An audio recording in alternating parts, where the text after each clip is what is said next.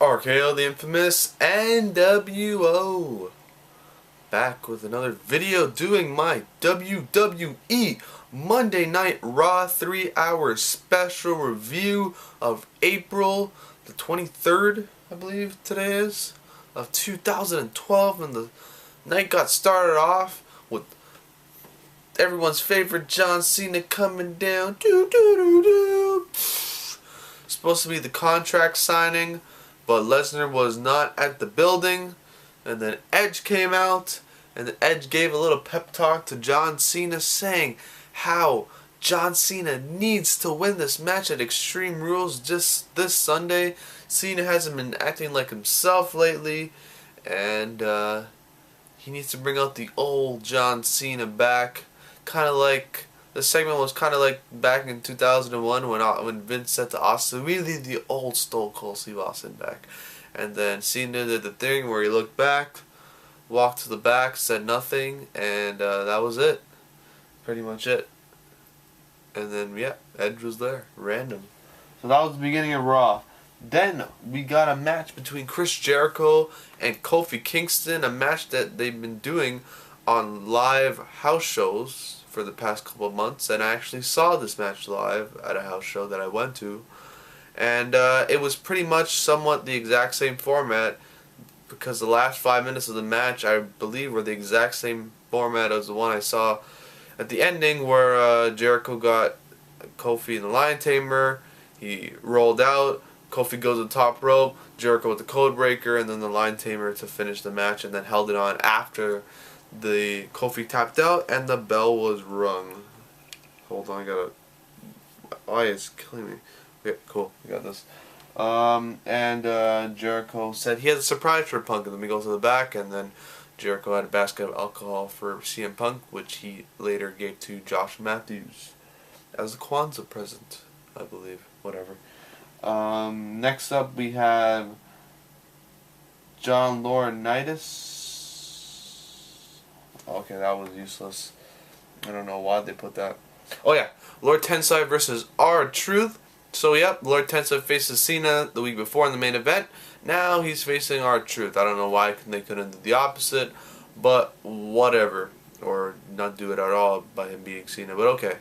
He faces R-Truth, pretty much dominates R-Truth, and gets the victory. And that's pretty much it with Lord Tensai. Next up, we got Kane coming out doing a segment saying how he's going to be Randy Orton. Randy Orton has Kane's dad, and then we see, boom, Paul Bearer come out of nowhere for the third time. Paul Bearer is alive, and we saw him die twice in WWE already, and he is back from the grave, and Orton put him in a freezer, and then Orton came out and chased Kane away.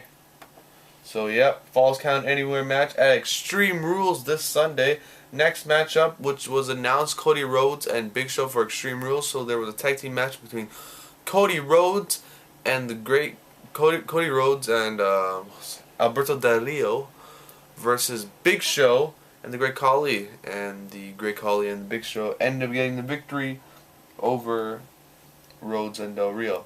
Then we got the segment where Lesnar came in. Josh Matthews went to go interview Lesnar, and then Lesnar beat up Josh Matthews, and yeah, that was pretty much it.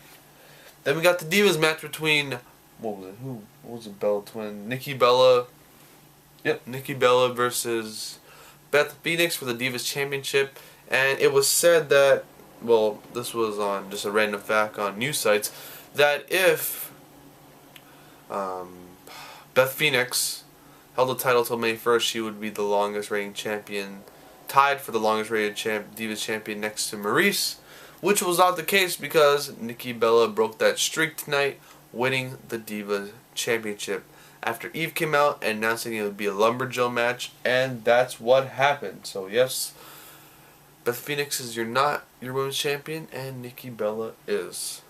Next up, we had the segment between well, at the back, Jericho said that Punk is drunk, and if Punk, and then a new rule was made that saying that if you have to be sober 12 hours before WWE show, which makes no sense because Austin was always not sober on the job on WWE television. But yep, WWE logic for you.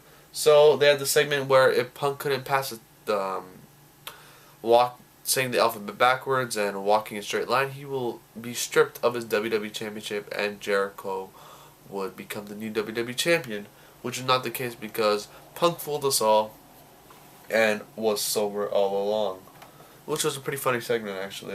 I fairly enjoyed it. Next up, we had Respect My Privacy, Mark Henry versus Sheamus, and special guest referee Daniel Bryan Danielson, American Dragon, best of the world, best referee in the world. Mark Henry got one off his mood pin Sheamus 1, 2, 3, and match was over. One of the fastest counts in wrestling history, and that was it. And then Bryan Danielson ended up getting Sheamus in the labella lock and yes his way out of there. The crowd was hot for Danielson, and yeah, that was fun. Next up, we had the tag team champions versus Dolph Ziggler and what was it? Crap, what am I saying?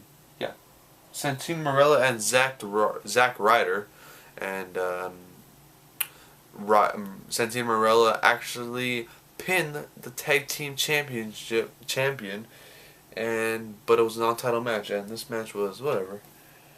Overall, Raw was like, it was pretty good. It was. I didn't mind watching it overall, but it was just going by. And then the final match of the night, Hornswoggle and Brodus Clay versus Dolph Ziggler and Jack Swagger. And this match ended in disqualification by Vicky ended up getting Swagger and Dolph Ziggler disqualified. So your winners are Brodus Clay and Hornswoggle, which was just meh.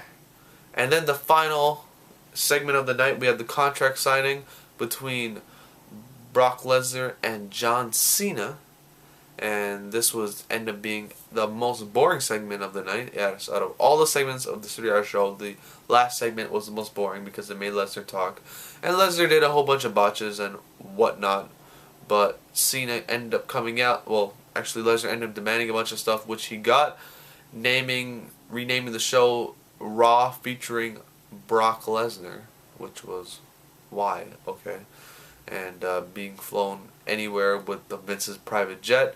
Cena comes out with his Word Life chain, signs a contract as prior to Lesnar signing the contract after John Laurinaitis agreed to these terms, and nothing happened, and Lesnar walked down to end the segment. So officially this Sunday night, live in Chicago, Illinois, at Extreme Rules, it will be Brock Lesnar versus John Cena in a no-holds-barred match.